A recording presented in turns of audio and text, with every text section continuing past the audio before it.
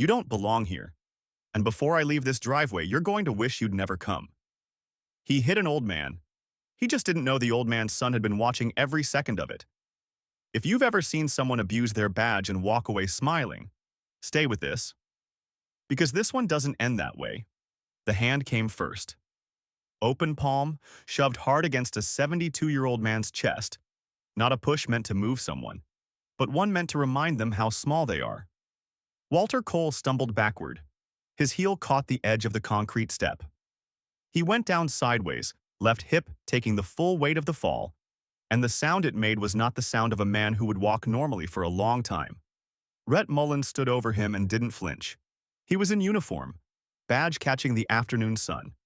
One hand resting on his belt, the other still extended from the push, like he was waiting to see if the old man would be stupid enough to get up and give him a reason to do it again.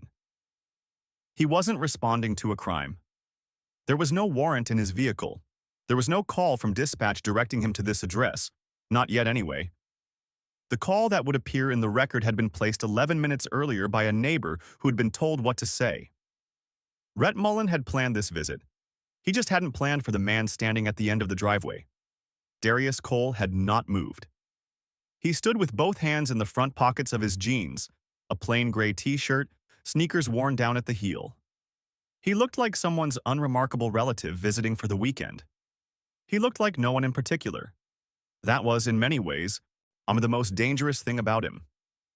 He watched his father try to push himself upright off the brickwork, watched the old man's face go white with pain, watched him settle back down against the step with one hand pressed flat against his left hip. And Darius Cole did not run over, did not shout, did not reach for anything in his pockets. He started walking toward them, slow, measured, counting. "Sir." His voice came out level, no elevation, like a man reading a temperature off a gauge. "Sir, I need you to step back from him." Mullan turned. He looked Darius up and down the way men like him always look at men like Darius, starting at the shoes, ending at the face, the assessment already complete before a single word had been exchanged. "And who are you?" Mullan said. "His son." "His son." Mullan said it the way you'd repeat back a word in a language you've decided not to learn. "Does his son live here?" "I'm visiting." "Visiting." Mullan took one step forward. He was taller than Darius by 2 inches and outweighed him by 40 pounds, and he carried himself the way men do when they have spent 19 years being the largest, loudest presence in every room they've ever entered in Harmon County, Georgia. "Then visiting means you don't have standing to tell me anything on this property." Darius crouched down next to his father. He didn't look at Mullan when he did it. Looked at his father's face, at the angle of the hip, at the way Walter was holding his breath in short, controlled bursts, the way people do when they're trying to decide if the pain is survivable. "Bah," he said quietly. "You don't move." Walter Cole's jaw was set. His eyes were bright and dry. He had grown up in Harmon County in a time when a black man's response to a white officer's boot on his neck was to breathe and wait. 72 years had not broken that reflex. But his son had not grown up the same way, and Walter knew it. And right now he wasn't sure if that was a comfort or a terror. "I'm fine," Walter said. His voice was steady. His left hand was still pressed flat against his hip. "I'm fine, son." He was not fine. Darius stood back up. He reached into his back pocket and produced a small wire-bound notebook, the kind sold in packs of 3 at any drugstore, and a pen. He uncapped the pen. "Can I get your name and badge number?" he said to Mullan. Mullan stared at him. "Excuse me." "Your name and badge number." For the record." "What record?" It wasn't a question. "The one I'm starting right now." Darius clicked the pen. "The time is 2:14 p.m. You used physical force against a 72-year-old man on his own property. I witnessed it. I'm documenting it." Something shifted in Mullan's face. Not fear, not yet. Something closer to recalculation. He had read Darius as a nobody when he turned around. That reading was not holding up. "I didn't use force," Mullan said. "Your father was interfering with an official visit and lost his balance." Darius wrote something in the notebook without looking up. "Official visit," he said. "What's the authorization for that visit?" That's not your concern. I'd like to see it. Mullan took another step forward, and the two men were close enough now that the calculation had changed. This was no longer a conversation at a distance. This was proximity as pressure, the way Mullan had used proximity his entire career to remind people that he was the one with the gun and the badge and the radio and the 19 years of nobody in this county telling him no. You're going to want to watch your tone, Mullan said. I don't have a tone. Darius kept writing. I'm asking a procedural question. What document authorizes this property visit? Mullan reached out. His hand closed around the notebook. Darius didn't move. He held the pen. He looked at Mullan's hand on the notebook, then looked up at Mullan's face. Don't do that, Darius said. The stillness in his voice was not the stillness of a frightened man. It was something else. Something Mullan did not have a file for, did not have a name for. Something that lived in the space between confidence and warning. Mullan released the notebook. Slowly. He pulled out his phone, aimed the camera at Darius's face and took a photograph. I'm going to find out who you are, he said. Darius looked at the phone, looked back at Mullan. I'll be here, he said. Mullan turned and walked back to his cruiser. At the door, he stopped. He didn't look back, but he spoke loud enough to carry. Tell your father to get off the step before someone thinks he's loitering. He got in. He drove away. Darius stood on the driveway until the vehicle was out of sight. Then he crouched back down next to his father and put one hand gently on Walter's shoulder. Can you move your toes? He said. Now Walter wiggled the toes on his left foot, slowly, and made a sound that was not quite a word. Okay, Darius said. He pulled out his phone, not the notebook, the phone, and dialed. I need an ambulance at 414 Delwood Road in Harmon. That's Harmon County. My father fell, and I believe he has a hip injury. He stayed crouched on the step with his father until he could hear the sirens in the distance. He did not cry. He did not raise his voice. He held his father's hand with one hand and held the open notebook with the other, and he kept writing. The dispatch record would later be read into the record of a public hearing, and its contents would matter in ways that nobody in Harmon County fully understood yet. Harmon County Sheriff's Office. Dispatch record. Identification number HC-2024-0311. Call received 1407 hours. On caller identified as Pete Sorrells, 418 Delwood Road. Caller reported, quote, suspicious male on private property, possible trespassing. End quote. Unit dispatched, HC7, Deputy R. Mullan. Time of dispatch, 1409 hours. The timestamp on that record was 1407. The timestamp on Mullan's own incident report, the one he filed at the end of his shift, listed his time of arrival at 414 Delwood Road as 1352, 17 minutes before the call was placed. Nobody caught it that day. Nobody was supposed to. The emergency room at Harmon County Regional was 23 minutes from Delwood Road.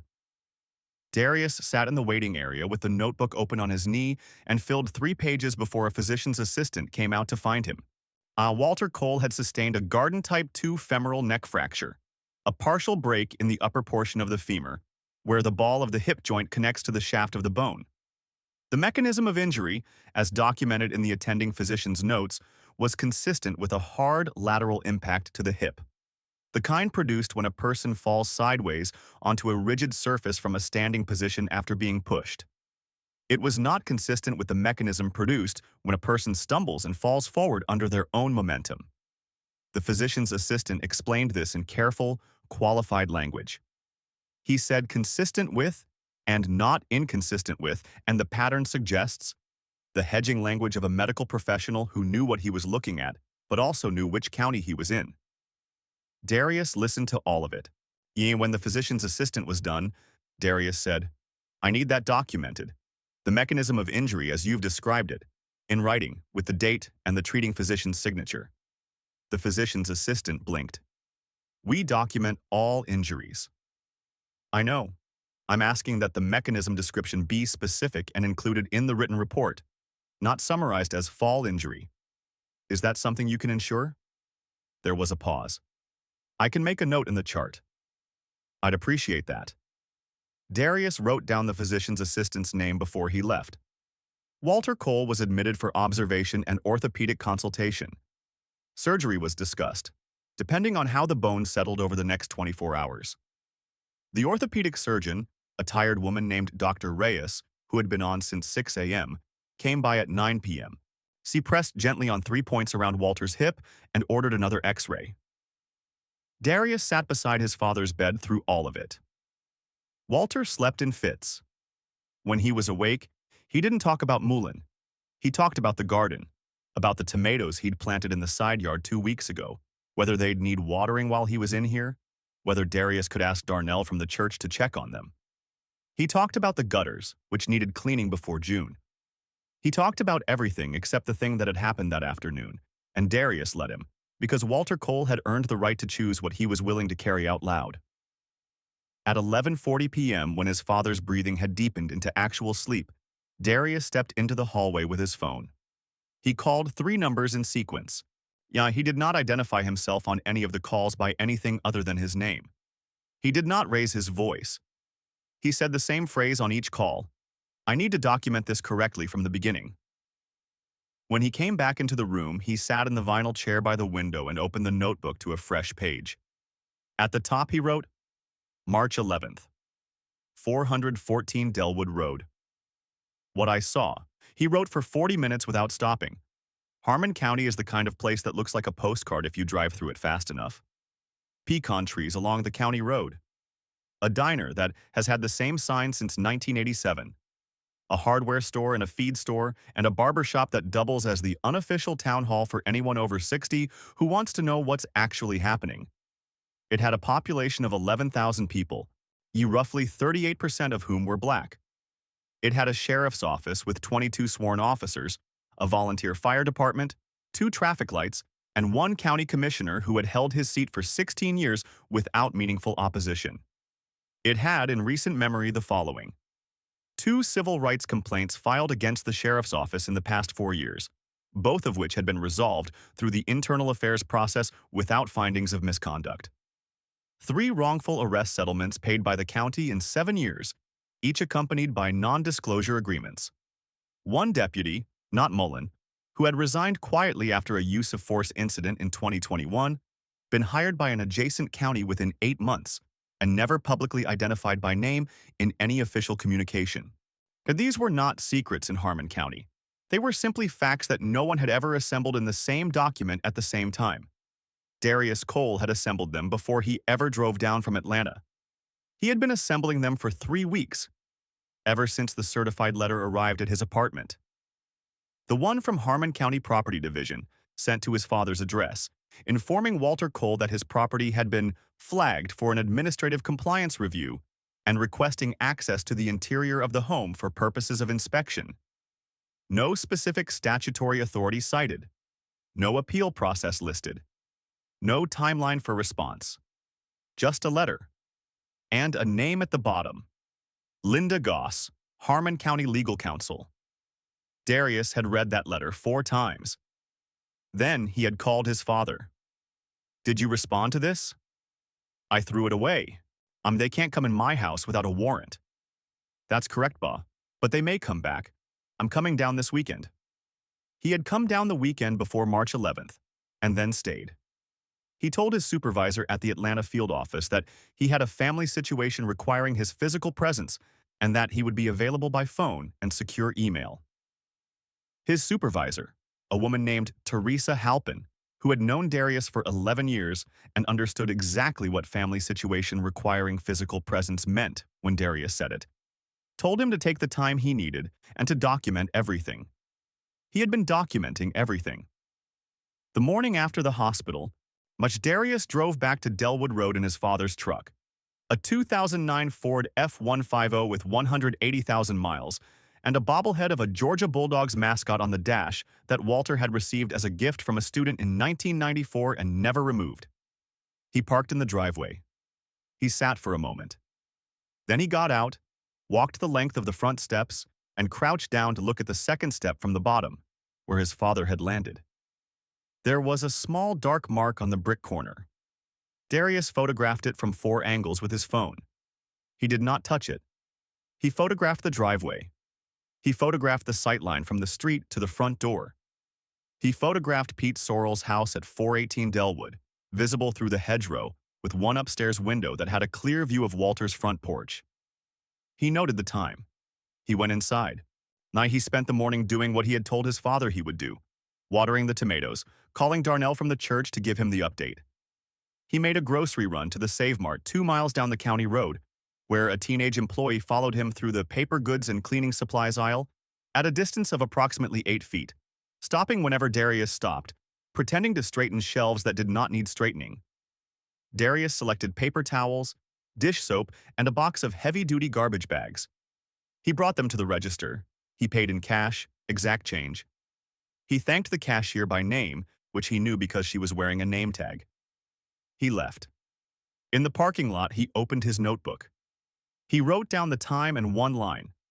Employee followed me approximately 4 minutes, aisle 3 and 4. No interaction initiated. He closed the notebook. He drove back to his father's house. That evening, at 7:43 p.m., a Harmon County Sheriff's Cruiser, Unit HC7, drove slowly past 414 Delwood Road. It did not stop. It did not slow below the speed limit. But it came by twice in 20 minutes, which Darius noted, because he was sitting on the front porch in the wicker chair his mother had kept there until she died, and he had nothing to do except watch the road. The second time the cruiser passed, it slowed just slightly as it came abreast of the driveway. Darius looked up. He could see the driver looking back. He wrote down the time. Pete Sorrells appeared at the property line the next morning. He came around the end of the hedgerow with his hands in his pockets and his face arranged in the expression of a man performing casual friendliness with minimal natural aptitude for the task. "Heard about Walter," he said. "Real shame. He doing okay?" "He's in the hospital," Darius said. He was on the porch with coffee, notebook on his knee. Right. Heard he had a fall." Darius looked at him. "You heard right. These old steps can be tricky." Sorrells glanced at the steps. "I've been saying for years he ought to put in a railing." "The steps are fine," Darius said. Sorrells nodded in the way people nod when they're not listening. They're just waiting for their next sentence. His eyes traveled to the notebook, traveled to Darius's face, traveled to the truck in the driveway. "You staying long?" he said. As long as needed." "Right. Well," Sorrells rocked on his heels. "Harmon's a real quiet town usually, real peaceful. Best when everyone just," he gestured, a vague, inclusive motion, "keeps to themselves." Darius said. Sorrells waited for more. Darius did not provide more. After a moment, Sorrells said, "All right then, tell Walter I said hey," and walked back through the gap in the hedgerow. Darius watched him go. He picked up his pen. He wrote, "Sorrells, aware of incident. Used word fall without being told fall occurred. Framing concern. The Harmon County Internal Affairs Office was a single room on the second floor of the sheriff's office building, administered by one man, Sergeant Edgar Vane, who had held the position for 7 years, and in those 7 years had not once issued a finding of misconduct against a senior deputy. Darius drove to the sheriff's office on March 13th, 2 days after the incident, and walked in with a manila envelope containing a written complaint, a copy of the ER admission report, the 4 photographs he'd taken of the front steps, and a 1-page timeline with documented times drawn from his notebook and his phone's call log. The desk officer directed him upstairs. Vane was a thin man with wire-frame glasses and the demeanor of someone who had made a professional study of appearing neutral. He read the complaint while Darius sat across the desk. He read it the way a man reads a document he has already decided is not going to change anything, looking for the technical flaw rather than the content. "We'll need 30 days to review this," Vane said when he finished. "I understand 30 days is standard," Darius said. "I also want to note for the record that I'm filing this complaint on March 13th, and I'm preserving my right to pursue a parallel civil complaint under Georgia Code Section 3587.1 if the internal process doesn't produce findings within that window." Vane looked up from the papers for the first time. "That's your right," he said after a pause. I also want to request that the body cam footage from Deputy Mullan's unit, HC7, for the afternoon of March 11th be preserved immediately. Not at the conclusion of review, but now, today, as of this conversation. And I'm making that request verbally, and I'll follow it with a written request before I leave this building. Vane's pen had not moved since Darius started speaking. He set it down. Mr. Cole, he said, we take all complaints seriously. I know you do, Darius said. That's why I'm here in person rather than mailing this in. He stood, extended his hand. Vane shook it with slightly less conviction than the gesture required. On his way out, Darius stopped at the front desk and submitted a second document. A written request for preservation of all body cam footage from HC7 for March 11th. Time period 1200 hours through 1700 hours. He got a receipt stamp. He kept the receipt. 3 days later, on a Wednesday morning, the Harmon County Gazette published a story on page 4. And the headline read, Resident reports minor injury during county property check. The article was 6 paragraphs. It quoted a spokesperson for Harmon County who stated that a deputy had been conducting a routine property compliance visit on Delwood Road on March 11th, that a resident had slipped on wet steps during the visit, and that the resident had received appropriate medical attention.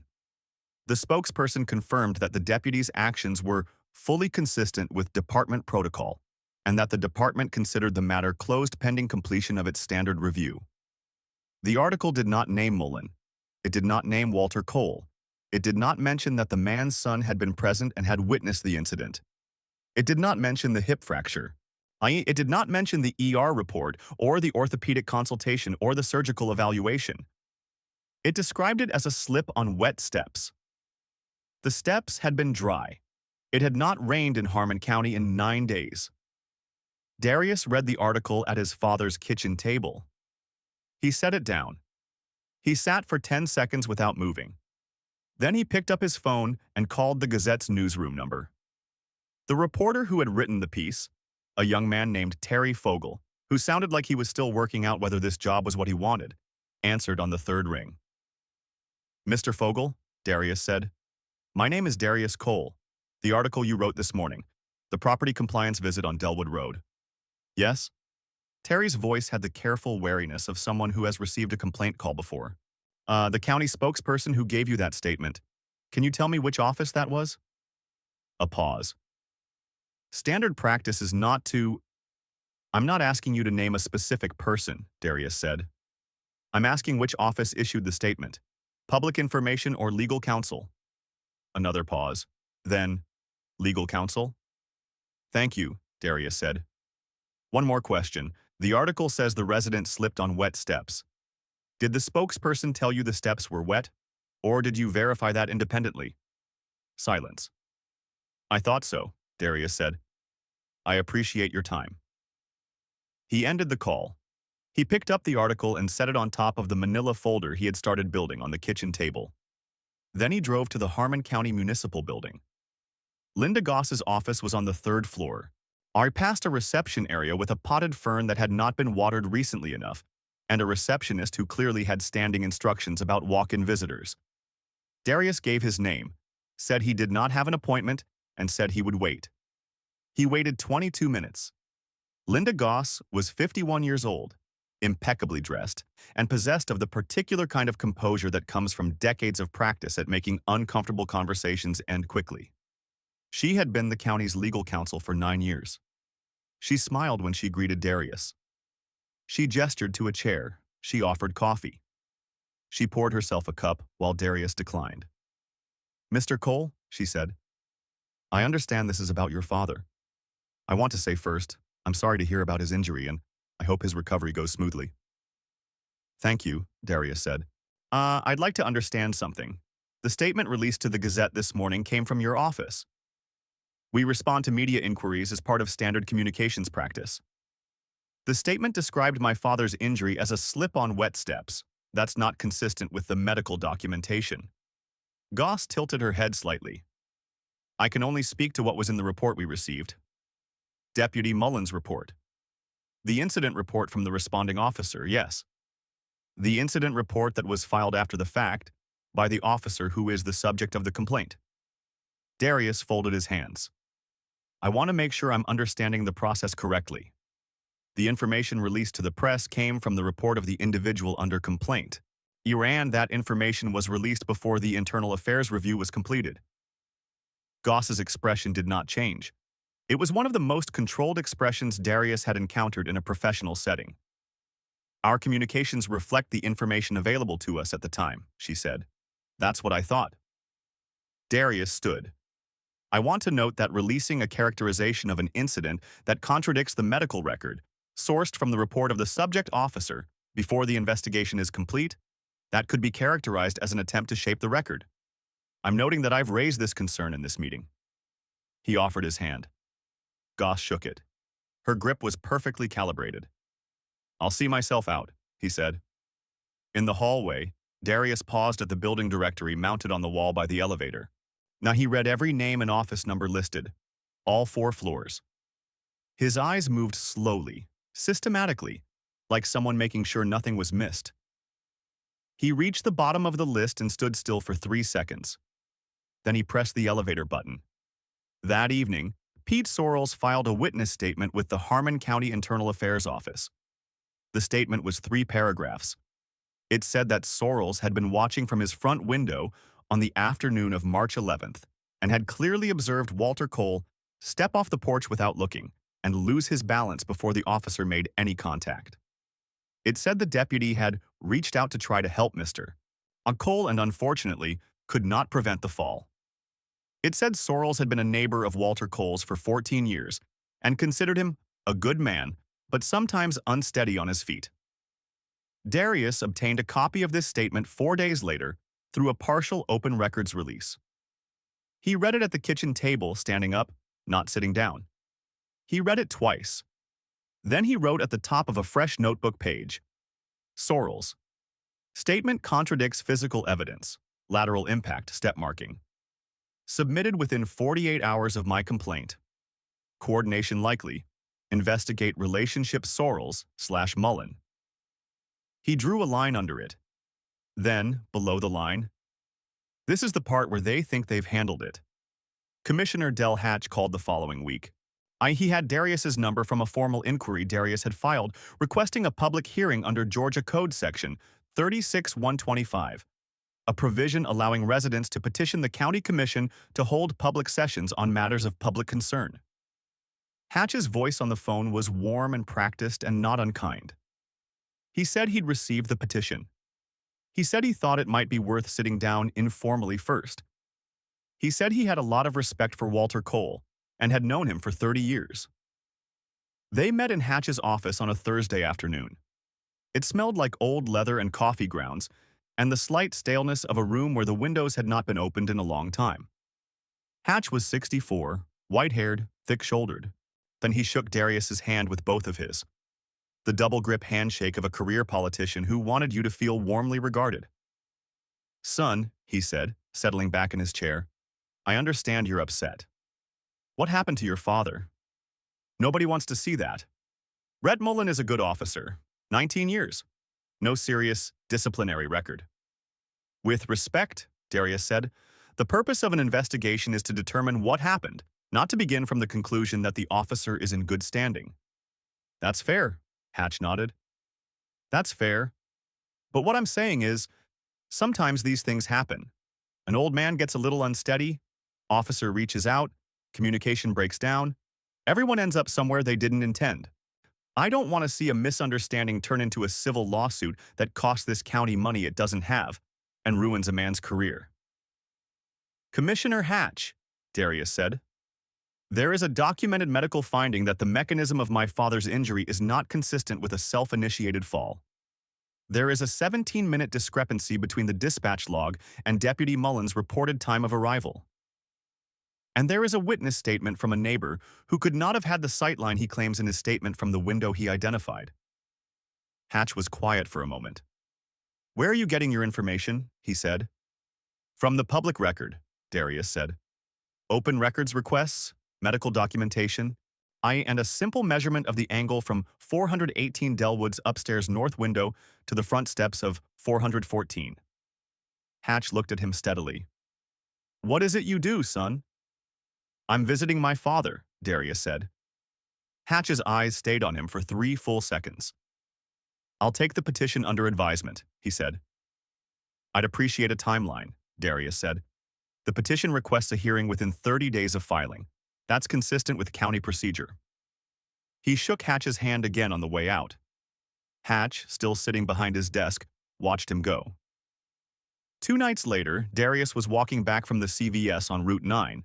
His father's truck was getting an oil change, and he'd decided to walk when he heard the engine slow behind him.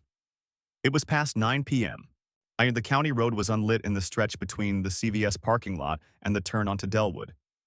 He heard the engine before he saw the lights. He moved to the very edge of the gravel shoulder without breaking stride. The cruiser eased up alongside him and matched his pace. The window was already down. Mullan was not in uniform. Off-duty clothes, flannel shirt, no badge visible. His forearm rested on the door. "Walking kind of late," he said. "Exercise," Darius said. He didn't look at the car. "Lot of people walking this road, dark like this, things can happen." Mullan's voice was low, conversational. "Cars don't always see you. Shoulder's not great out here. Man could get hurt." "I've got a flashlight," Darius said. "Smart." A pause. "You been busy this week?" Darius kept walking. "The IA office, the county building, the commissioner's office." Mullan's tone hadn't changed. It remained at the register of a man making small talk. Asking a lot of questions for a guy who's just visiting. "I'm a concerned citizen," Darius said. "Concerned." Mullan said it the same way he'd said his son that first afternoon, with the particular scorn of a man who thought language was something other people hid behind. Concerned citizens don't usually know the difference between a dispatch log and an incident report. Darius stopped walking. Mullan stopped the car. "What do you want?" Darius said. He turned and faced the vehicle directly. "I want you to understand something." Mullan's voice had dropped. "Harmon County runs a certain way. It has run that way for a long time. Your father knows how it works. Your father has always known how to be reasonable. And then you show up, start poking around, filing papers." He shook his head, almost disappointed. "You're making things complicated. For your father, for yourself." "Is that a threat?" Darius said. "It's a description of how things work here." There was a pause. The gravel shifted under Darius's feet as Mullan opened the car door and stepped out. He was big in the dark, the way certain men get bigger when they think they have the advantage of geography and the absence of witnesses. He crossed the gravel in 4 steps. Close enough that Darius could see his expression clearly now. The set jaw, the flat eyes of a man who had done this before and always come out fine. He grabbed Darius by the shoulder, gripped it hard and shoved him sideways, back toward the ditch at the edge of the road. What happened next was very fast and very quiet.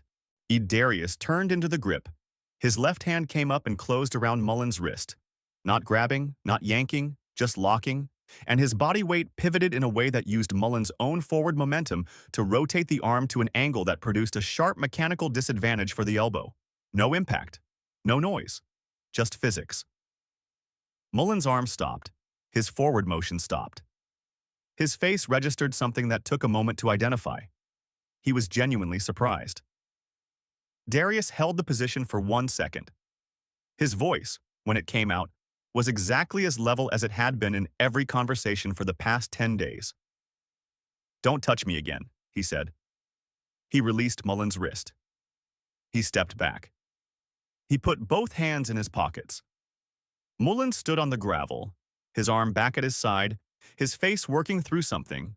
Surprise, recalculation, in and underneath it, something that in better light might have looked like the first faint edge of fear. He was looking at Darius the way you look at something you've misjudged the weight of. "Get out of here," Darius said. "Quiet. Go home." Mullan looked at him for 4 more seconds. Then he got back in the cruiser. He did not drive away fast. He drove away the same way he'd come, slow and deliberate, as if departing on his own schedule mattered now. Darius stood on the gravel shoulder until the taillights disappeared. He reached into his pocket, pulled out the notebook, the pen. He wrote, March 19th, 21:43. Physical contact initiated by subject. Wrist grip, shoulder impact, no injury, no witnesses. Plate, GCO 7741. He put the notebook away.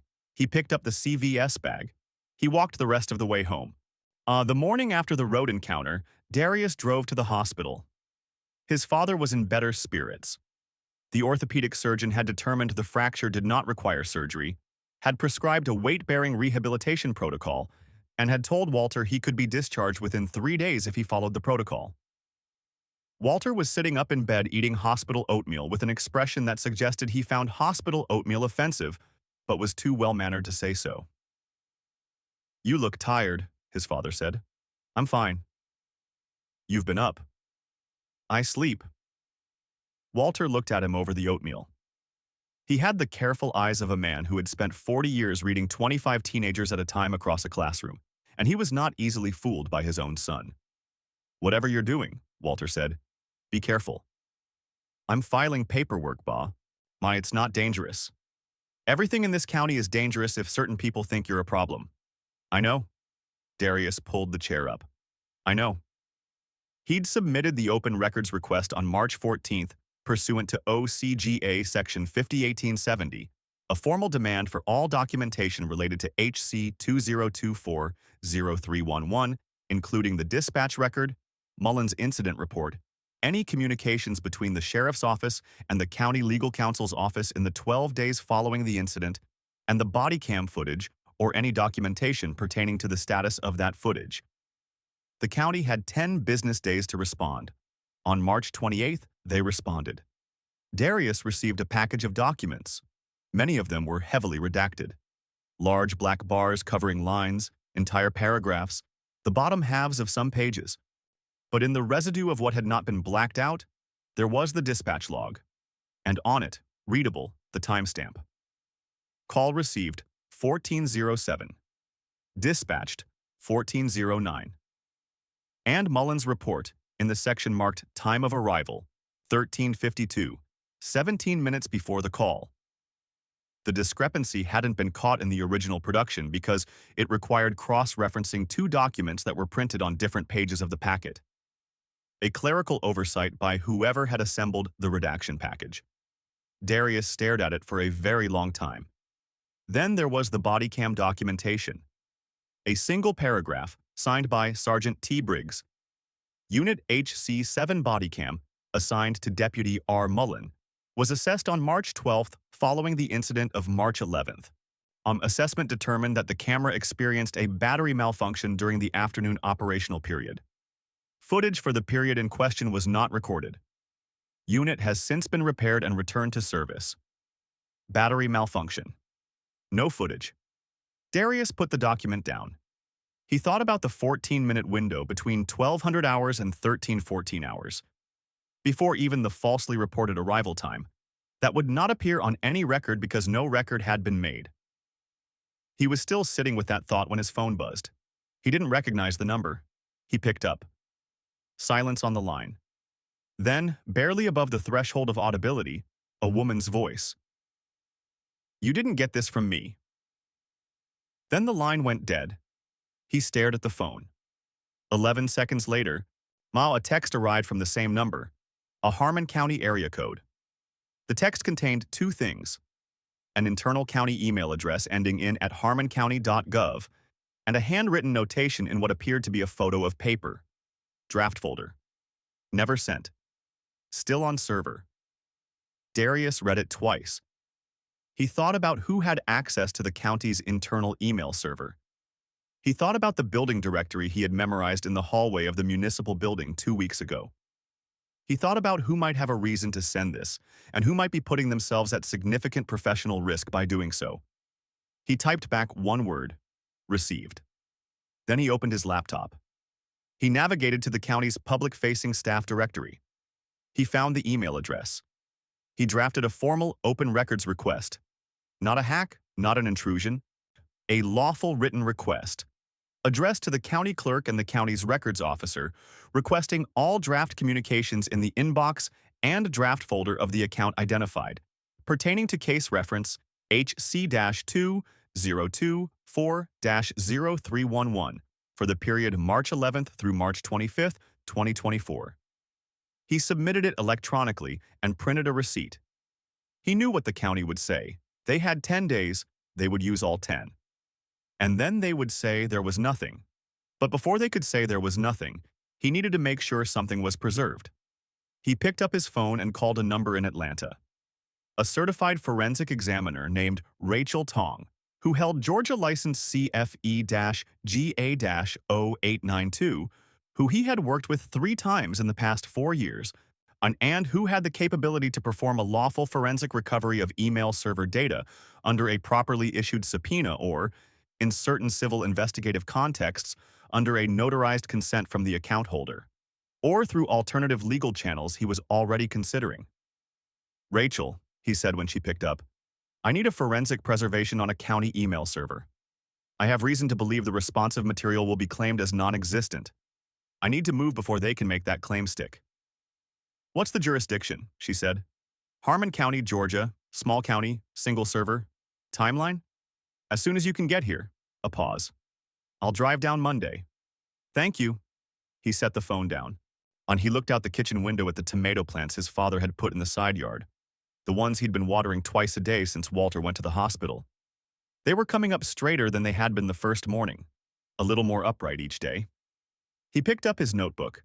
He wrote at the top of a new page, the part where they think they've gotten away with it. He underlined it twice. Rachel Tong arrived on a Monday driving a nondescript white sedan with an equipment case in the trunk. She was 38, precise, and professionally allergic to drama. She did not need Darius to explain why the work mattered.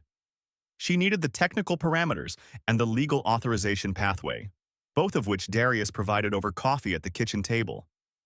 The recovery work took 2.5 days. It was not dramatic. It was methodical and quiet, like most things that would later be described as decisive.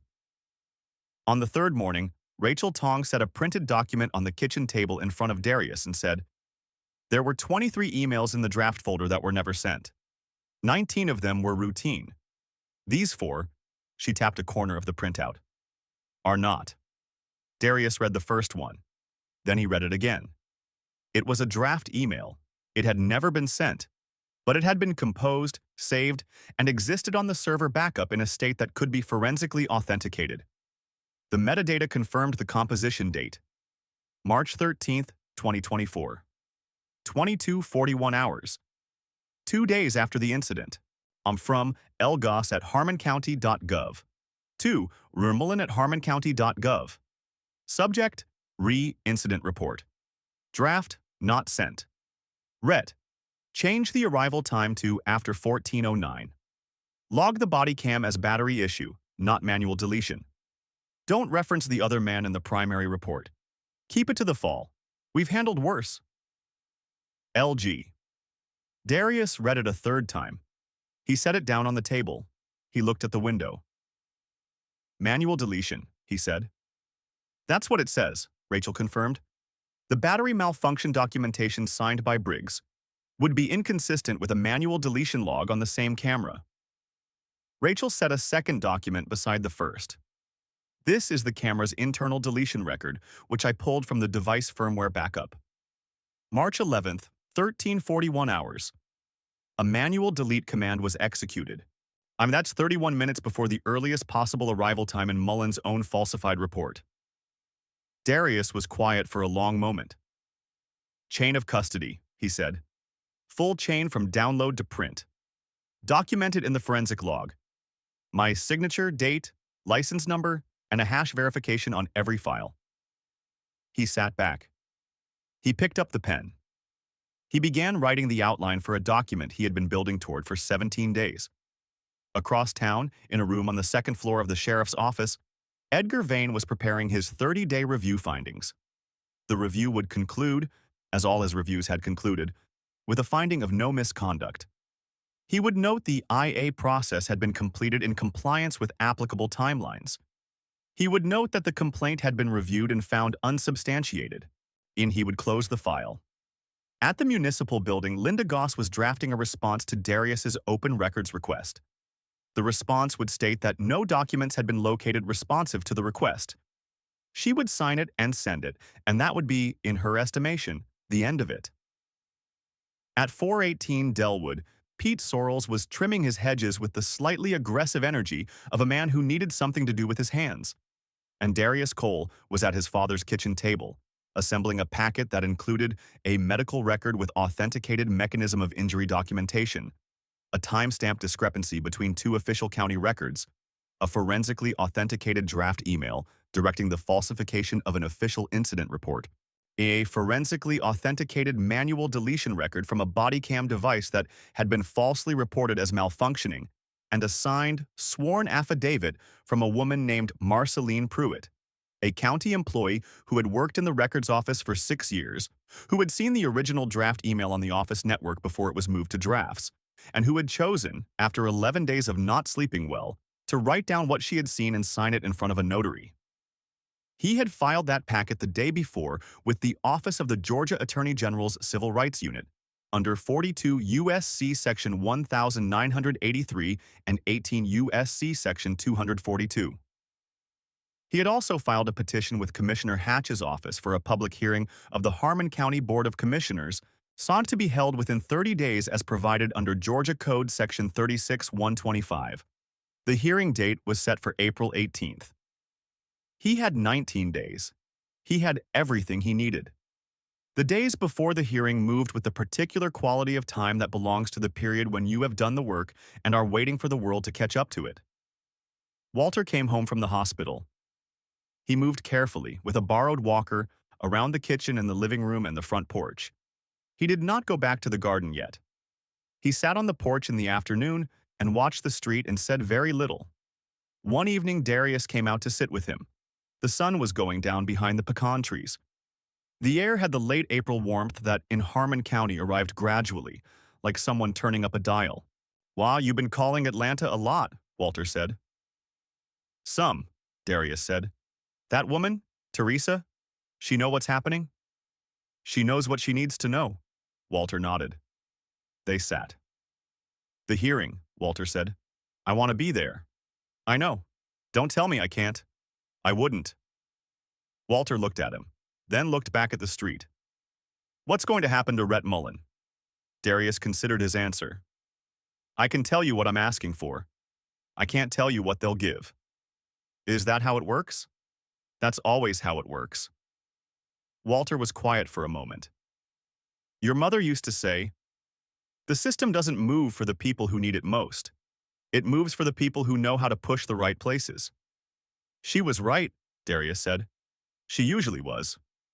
Walter reached over and patted his son's arm once, awkwardly, the way men of his generation expressed things they had no vocabulary for. "You know the right places to push?" Darius looked out at the street, at the pecan trees, at the end of Delwood Road where Mullan's cruiser had disappeared on 11 different occasions in the past 3 weeks. "Yeah," he said. "I do." The night before the hearing, Darius sat alone at the kitchen table. The packet was assembled. The chain of custody documentation was complete. Rachel Tong would be present as a technical witness. Marceline Pruitt's affidavit was sealed and authenticated. His father's medical records were tabbed and indexed. At the bottom of the stack, there was one more item. He had not used it yet. He had not needed to. But tomorrow, he would need to, because tomorrow was the day the record changed. Not the record they had built, but the one they had tried to bury. He picked it up, looked at it, set it face down on the table. It was a credentials card. Standard government issue. Black text on a white background with a photograph and a seal and 2 lines of text that read, "Federal Bureau of Investigation, Atlanta Field Office. Civil Rights Division." His name. His face. He had kept it in his wallet for 6 years. He had not taken it out in Harmon County once. Not when Mullan photographed him on the driveway. Not when Hatch asked what he did. Not when Edgar Vane looked at him the way people look at someone they've assessed as manageable. He had not needed to. He had done everything he had done as a citizen, as a son, as a man who knew the law and the record and the right pressure points. The credentials didn't make the evidence real. The evidence was already real. They just made it impossible to pretend it wasn't. He turned off the kitchen light. He went to check on his father, asleep, breathing slow and even, the borrowed walker folded against the wall beside the bed. Darius stood in the doorway for a moment. Then he went to bed. April 18th. The Harmon County Board of Commissioners met in the public session room on the ground floor of the municipal building. The room held 70 seats. There were 112 people in it. Commissioner Del Hatch called the session to order at 10 a.m. He was flanked by two other commissioners, Renata Bird and Franklin Oakes, both of whom had received copies of the public petition and had the expressions of people who had not expected this meeting to become what it had become. Linda Goss sat at the council table to the right. She had a legal pad and two pens, and a composure that looked up close like it was requiring slightly more effort than usual. Rhett Mullan was not in uniform. He sat in the gallery, not at the table, beside a man in a gray suit who was from the Sheriff's Deputies Union and who had been briefed on the matter and had advised Mullan not to speak unless specifically invited to by the chair. Edgar Vane sat in the second row of the gallery. Pete Sorrells was not present. He had driven to his sister's place in Macon the day before and had not returned calls. Walter Cole sat in the front row of the public gallery in the seat closest to the aisle, with his walker folded beside him. He was wearing his good jacket, or he had his hands folded in his lap and his face set in the expression he used when he was determined not to give anyone the satisfaction of seeing what he felt. Darius Cole stood at the speaker's podium and set down a stack of documents 4 inches thick. Hatch looked at the documents. He looked at Darius. "Mr. Cole," he said, "the floor is yours. Stay with this, because everything is about to change." Darius did not begin dramatically. He began with the document on the top of the stack, which he picked up and read from directly. Harmon County Regional Medical Center. Admission record dated March 11, 2024. Patient: Walter J. Cole. Date of birth. He read the date. Presenting with severe left hip pain following an external impact event. Attending physician, Dr. Ana Reyes. Diagnosis: Garden type 2, femoral neck fracture. Treating physician's documented note. Quote, injury pattern consistent with direct lateral impact force applied to the proximal femur. Mechanism not consistent with self-initiated forward fall. Pattern typical of impact against fixed rigid surface following lateral displacement of the patient's center of gravity. End quote. He set the document down.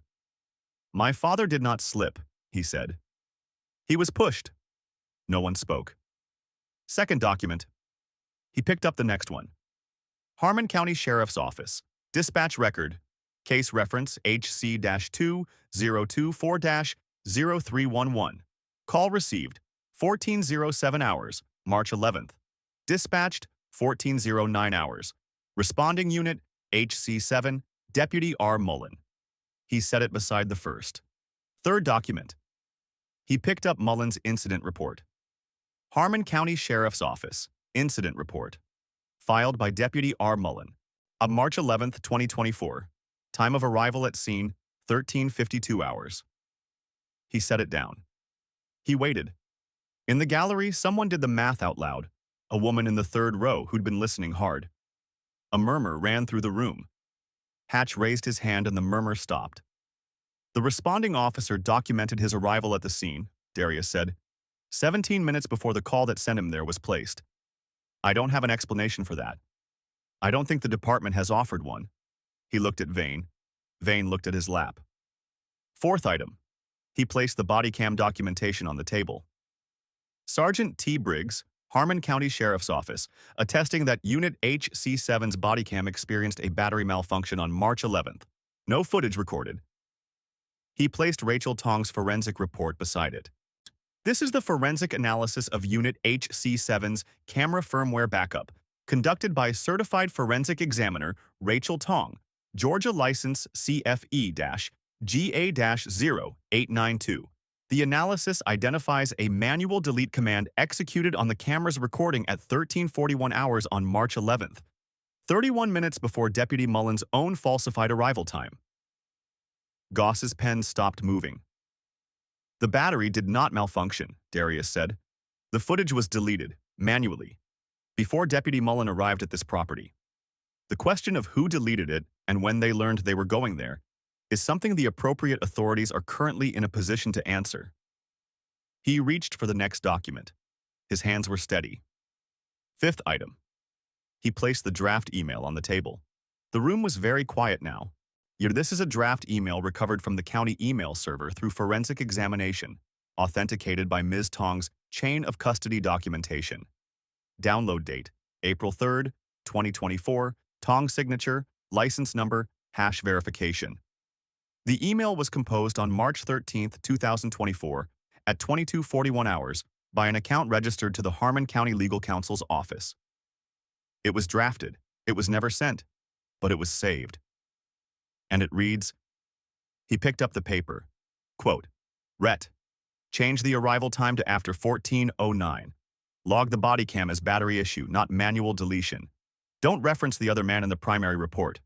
Keep it to the fall. We've handled worse. End quote. He set the paper down. The room was silent in a way that rooms rarely are. Not the silence of people holding back, but the silence of people absorbing something that has changed the shape of what they thought they were attending. Goss had set her pen on the legal pad. She was looking at the middle distance. Her face had changed. The composure was still there, but it was operating now on infrastructure that was visibly under stress.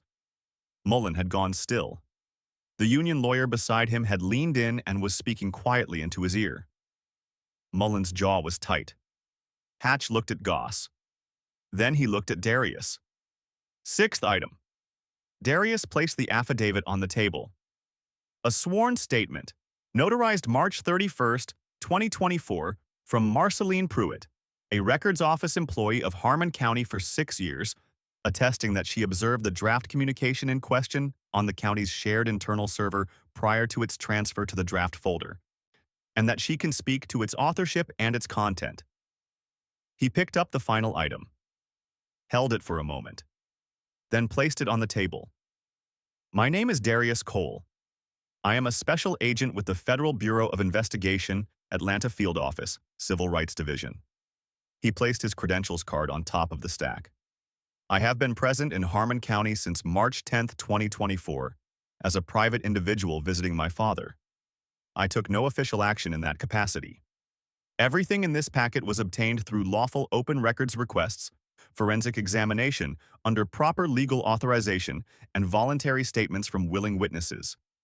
This packet has been submitted in its entirety to the Georgia Attorney General's Civil Rights Unit and to the Department of Justice Civil Rights Division.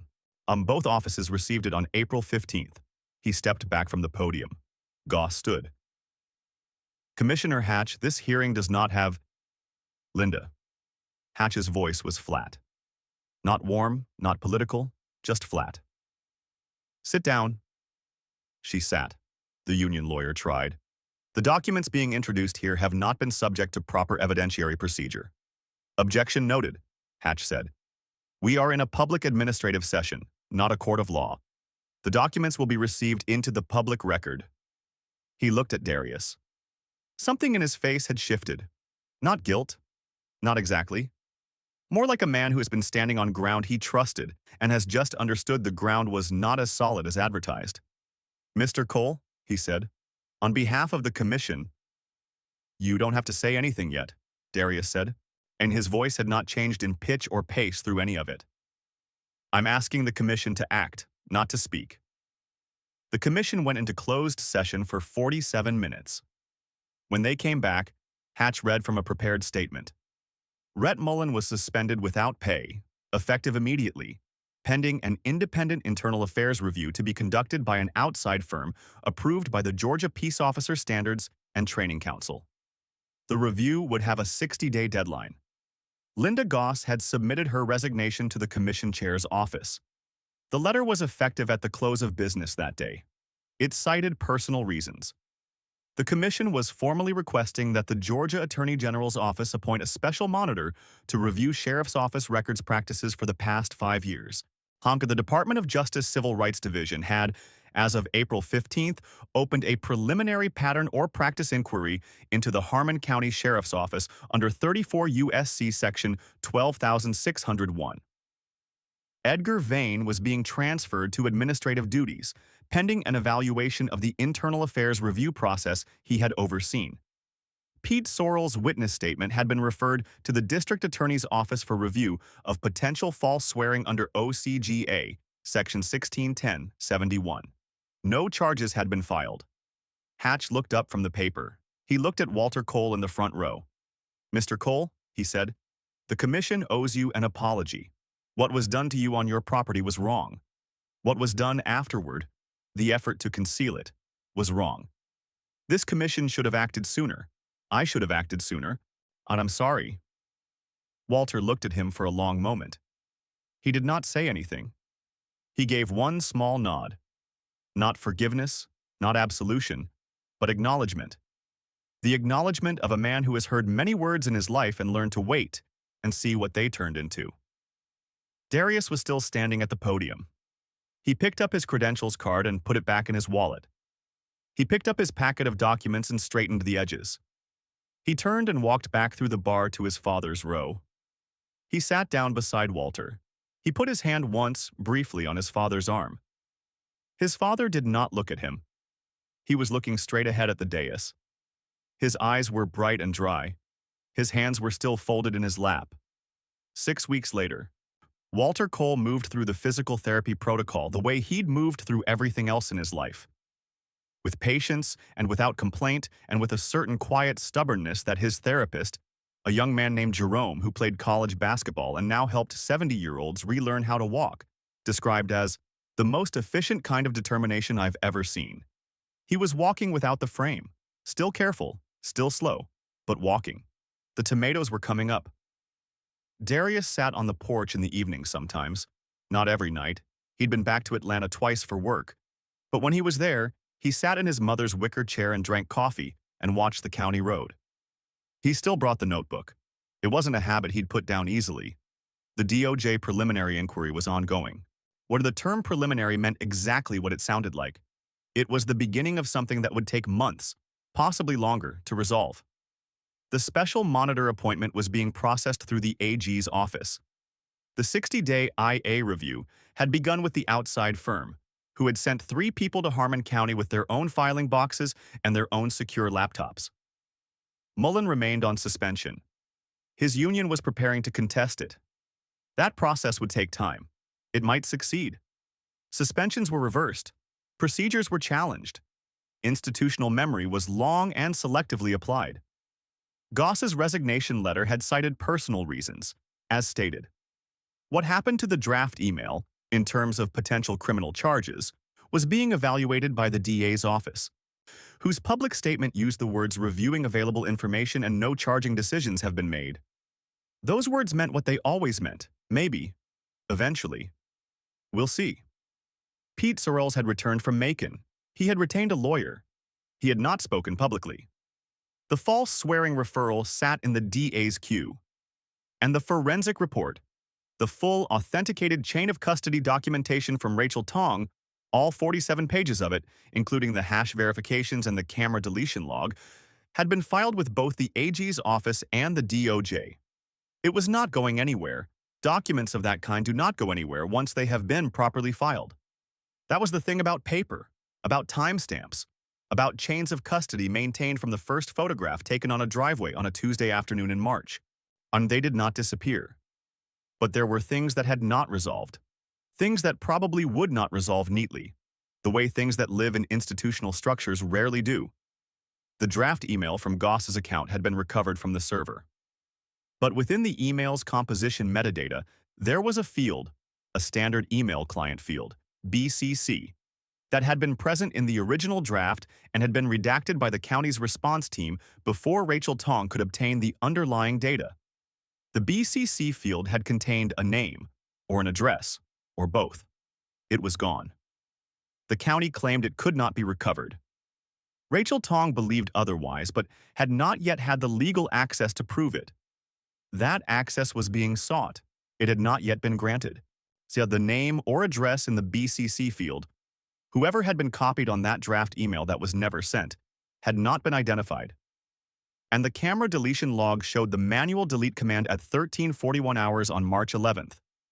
But the deletion had been executed remotely, through the department's server system, not from the camera itself, which meant someone with server access, not Mullan, had deleted the footage before Mullan arrived. The deletion log identified the access terminal as a workstation in the sheriff's office building. The terminal's user login for that afternoon's session had been cleared. Forensically cleared, not casually forgotten, cleared in a way that suggested someone who understood how the system worked. Rachel Tong had flagged this in her report. The DOJ inquiry had noted it. It was listed as under active investigation. No one knew who had been at that terminal at 13:41 on March 11th. The building's internal access log for that afternoon showed 6 people badged in. 5 of them had been identified and interviewed. The 6th badge swipe corresponded to a temporary access card that had been issued the previous month and never returned. The name on the card issuance form was a 4-letter abbreviation, TEMP. That was all. Marcy Pruitt had not come in for the hearing. She had submitted her affidavit through her attorney, a woman from Valdosta, who had driven up specifically to notarize and file it. Darius had called Marcy 3 times after the hearing to thank her. The first 2 times went to voicemail. The 3rd time, she picked up. She didn't let him say much. Yes, she said. "I hope your father gets better," she said. "I saw something that was wrong and I should have said it sooner." She said, "I'm not sure what happens to my job now." He told her she had done the right thing and that he would make sure the right people knew how the affidavit had come to exist. She said, "Mr. Cole, be careful." Her voice was low. Not nervous exactly, but deliberate. Like someone who had said something that meant more than it said, and was choosing not to say more. He asked her what she meant. "There are people involved in this," she said, "that you haven't found yet." And then she said she had to go, and the call ended, and she sent one text afterward. "Can then, Mr. Cole." He sat with that for a long time. One evening, Darius came home from a drive. He'd been to the county clerk's office reviewing a public filing, entirely routine, and found his father on the porch with a letter in his hands. Sealed envelope, no return address. Harmon County postmark. "Came today," Walter said. "I didn't open it." "Why not?" "Addressed to you?" Darius took it, looked at the envelope. The handwriting was careful and deliberate. Block letters, black pen, slightly uneven pressure, like someone writing with their non-dominant hand. He turned it over. No return address. The flap was sealed with clear tape, not glue. He didn't open it on the porch. He took it inside, to the kitchen table, and sat down with it. His father came in after a moment and sat across from him. They looked at the envelope. "You going to open it?" Walter said. "In a minute," Darius said. He sat with it a moment longer. The kitchen was quiet. The light was going outside. The tomatoes in the side yard were doing well. He picked it up. Then he set it back down on the table and looked at it. The preliminary DOJ report was sealed. 90-day review. The BCC field in the draft email had not been recovered. The temporary access badge was still unaccounted for. The name on the issuance form was 4 letters. And somewhere in this county, someone who had been in that building on March 11th at 13:41 hours was watching all of it happen and had not yet been found. He didn't open the letter that night. He sat at the table. He opened the notebook. He wrote the date. He wrote one line. The system moved. Slowly, partially, with resistance at every step. He turned the page. But it moved. He looked at the letter. Outside, down Delwood Road, a car drove past. Neither slow nor fast. Just passing. He watched the window until its lights were gone. The DOJ preliminary report remained sealed, pending 90-day review. The BCC field in the draft email, the name that had been there before the county's redaction team got to it, had still not been recovered. And the forensic examiner's flag on the server terminal access sat in a federal file folder marked Active Investigation, alongside a note about a temporary access badge that had never been returned, issued to a name that was 4 letters long. The letter on the kitchen table remained unopened. And whatever Marcy Pruitt had meant when she said there are people involved that you haven't found yet. No one had found them. Not yet. The letter sat on the kitchen table for 3 days. Darius told himself he was waiting for the right moment. That was not entirely true. What he was actually doing was waiting to find out whether the right moment would announce itself or whether he would have to decide it. On the 4th morning, Walter came downstairs at 6 a.m., made coffee, sat across from his son, looked at the envelope and said, "Open it." Darius opened it. Inside was a single sheet of paper. No letterhead, no signature. The same block handwriting as the envelope. Careful, deliberate, non-dominant hand. The message was 11 words. You found the branch. You haven't found the root. Below that, a string of numbers and letters that resolved, when Darius stared at it long enough, into a file path. The kind used in a county document management system. That was all. He read it twice. He turned it over. Blank. He held it up to the window light. Nothing embedded, no additional writing. He set it down and drank his coffee. Walter watched him. "Well," Walter said. "Someone wants me to look somewhere specific," Darius said. "Someone who knows the system well enough to give you a file path." "Yes, and doesn't want to be identified." "Clearly." Walter wrapped both hands around his mug. "Is that person in danger?" Darius looked at the letter. "Probably," he said. The file path pointed to a subdirectory within the county's property records management system, a publicly accessible portion of the county's document server, maintained under Georgia's Open Records Framework that cataloged administrative actions related to property compliance reviews. In theory, any resident could navigate to it. In practice, the directory structure was nested 6 folders deep inside a system that had not been updated since 2017 and had no functional search interface. You would only find it if you already knew it existed. Darius found it. What was in it was not a smoking gun, not on its face. It was a series of administrative review notices. 14 of them, issued over a period of 22 months, all originating from the Harmon County Property Division. All addressed to properties on 4 specific streets in Harmon County. All in neighborhoods that were, according to the county's own demographic data filed with the state, between 71 and 89% Black. Each notice used the same language as the one that had been sent to Walter Cole. Flagged for administrative compliance review. No statutory authority cited. No appeal process listed. Of the 14 properties, 6 had subsequently been sold within 18 months of receiving the notice. 3 of those 6 had been purchased by the same entity. Harmon Land Partners, LLC, a limited liability company registered in Georgia in 2021. Darius pulled the LLC registration from the Secretary of State's public database. The registered agent was a law firm in Augusta. The managing members were listed as 3 individuals. 2 of the names he did not recognize. The third name was Del Hatch. He sat with that for a long time. Then he picked up his phone and called a number at the Department of Justice that was not a general line. The person who answered was a man named Elliot Broom, who worked in the Civil Rights Division and who had been the coordinating contact on the pattern or practice inquiry since it opened. Darius had spoken to him twice before, both times brief, both times procedural. This call was neither brief nor procedural. He read Broom the file path. He described the 14 notices. He described the 6 property sales. He described the LLC and its managing members. Broom was quiet for 20 seconds after Darius finished. "How did you find the file path?" Broom said. "It was provided to me anonymously." "Can you authenticate the source?" "Not yet." "Okay."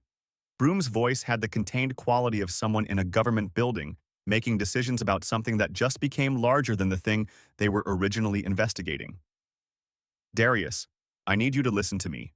If what you're describing is accurate, if Hatch is using administrative compliance notices as a pressure mechanism to facilitate distressed property sales to a company he has a financial interest in, that's not just a civil rights violation. That's potentially wire fraud, honest services fraud, possibly a Hobbs Act issue depending on how the notices were transmitted. I know what it is, Darius said. That takes this above a pattern or practice inquiry. That takes this to a different unit and a different level of, I know. That's why I'm calling you instead of filing another open records request. A pause. You're still technically on personal leave. I'm a citizen with documents, Darius said. What I do with them is my business. What your office does with them is yours. Another pause. Longer this time. Yeah, send me everything, Broom said. Everything you have. Tonight. Darius spent 4 hours compiling the second packet. It was different in character from the first. The first had been about what had happened to one man on his front porch on a Tuesday afternoon. This one was about the system that had made that Tuesday afternoon possible, about the infrastructure of it, about who benefited and how. He sent it encrypted to Broom's secure government email at 11:14 p.m.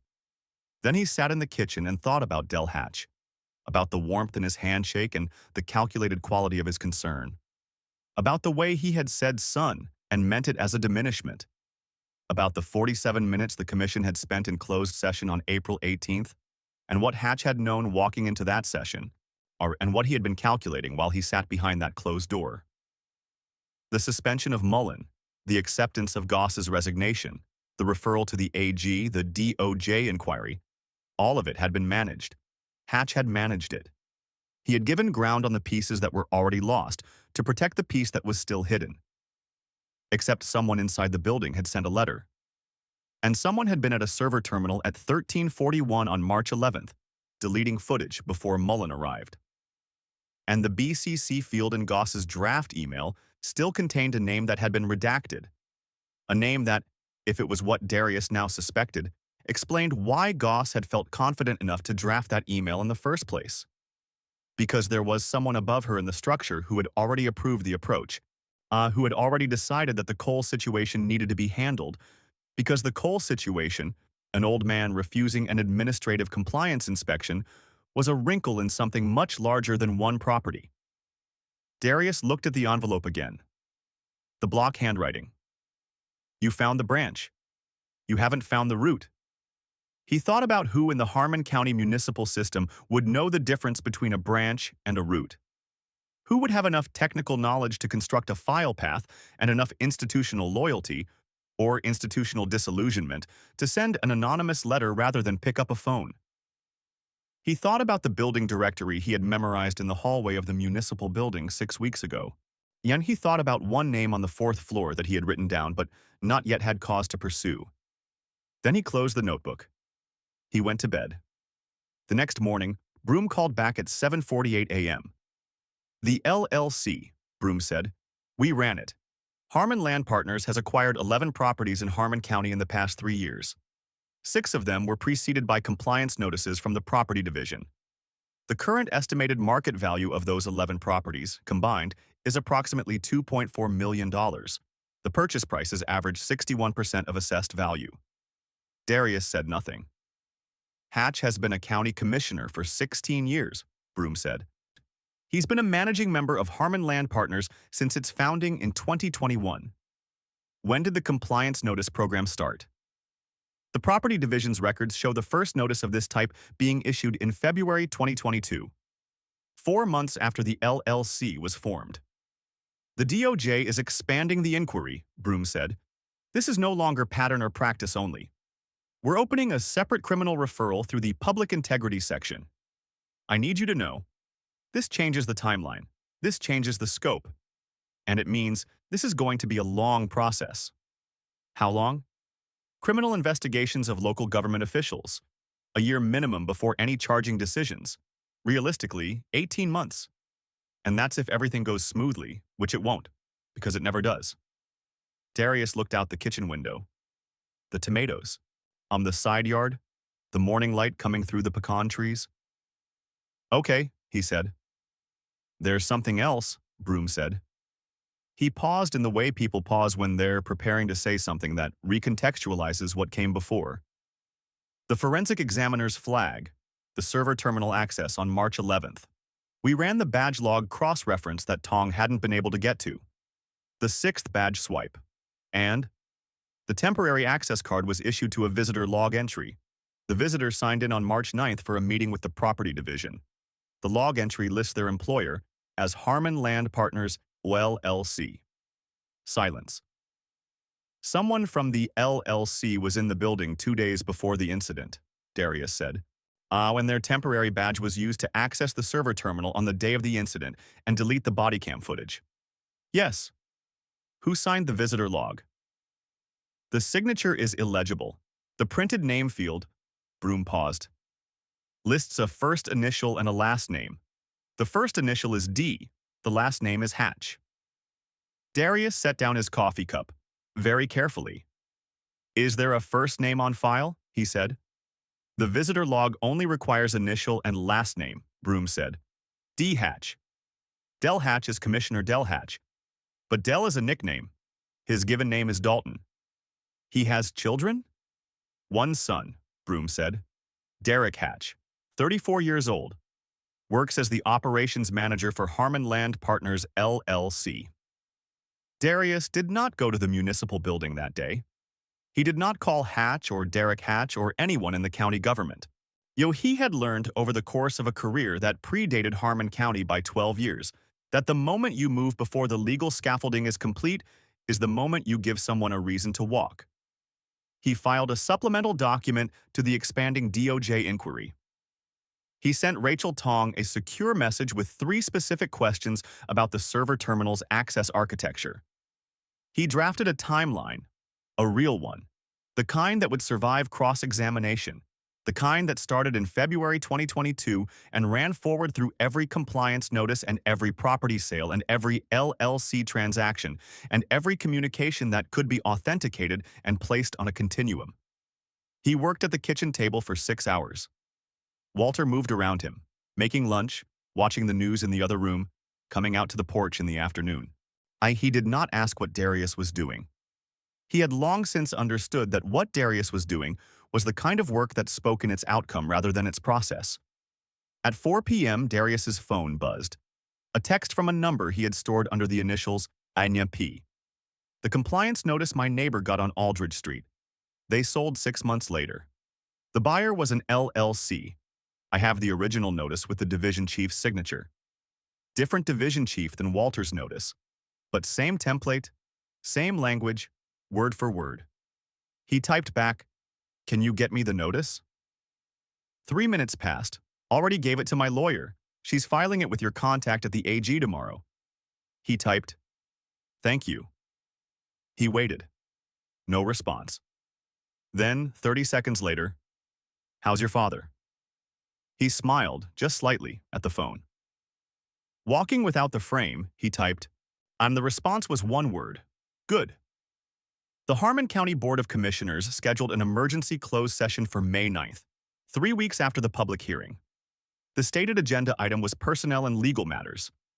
No public notice of specific content was required under Georgia's open meetings law for closed sessions of this type. What happened in that room was not public record. But 2 of the 3 commissioners, Renata Bird and Franklin Oakes, retained outside counsel within 4 days of the session. Both lawyers were from Atlanta firms that specialized in public officials navigating federal investigations. Hatch did not retain outside counsel at that time. He retained the same attorney who had represented him in a property dispute 6 years earlier. A local man named Pruitt, who had an office over the hardware store. This was noted in the supplemental filing Darius submitted to the DOJ on May 14th. It was noted not because it was legally significant, but because it suggested something about Hatch's read of the situation. That he still believed this was a local matter, manageable at a local level by local means. He was wrong, but the process of him understanding that he was wrong would take time.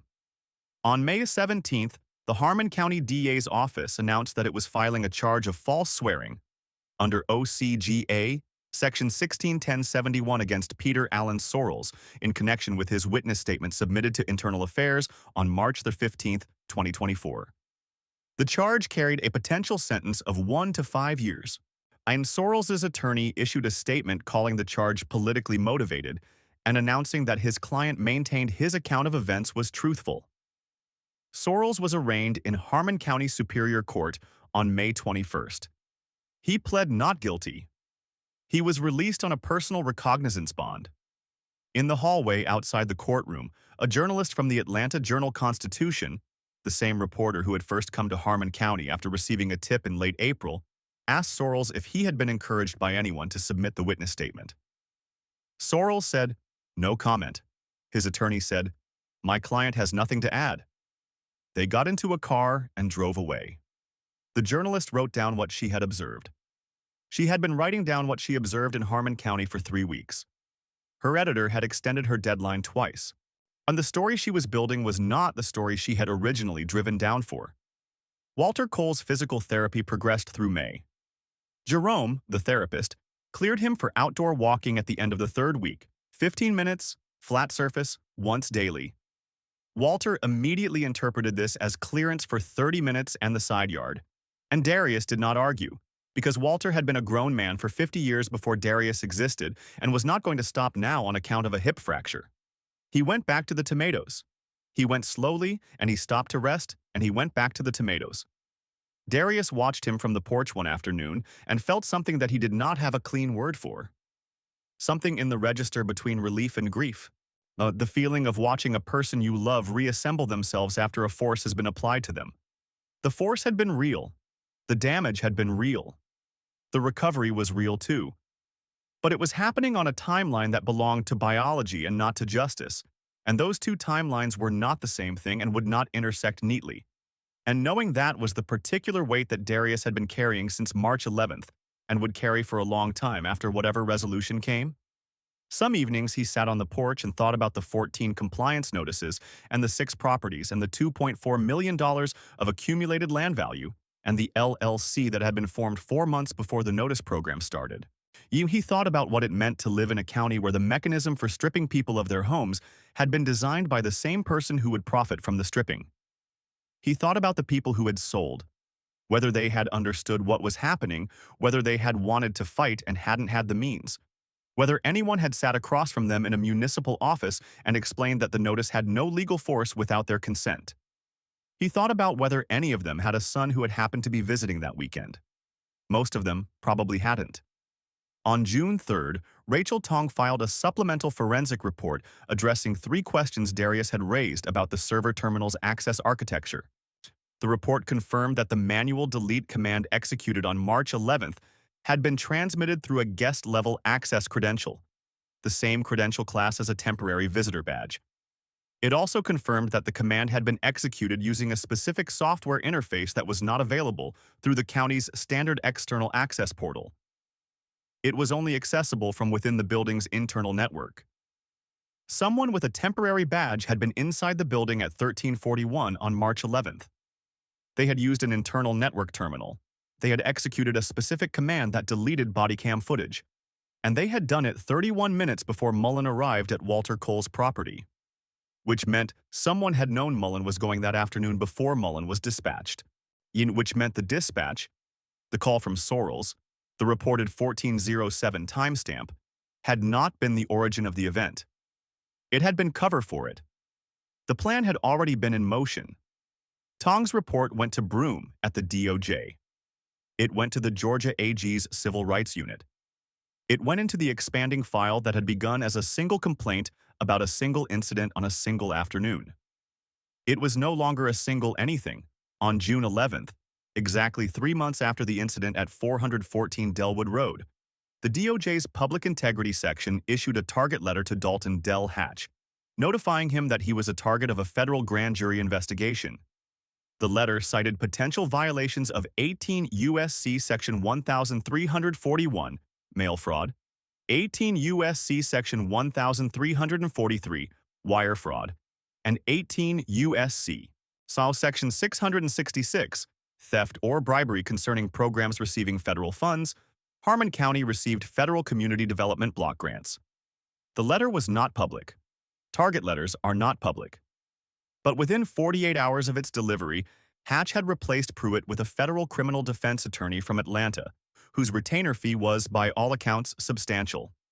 On June 14th, Renata Bird called a special session of the Board of Commissioners.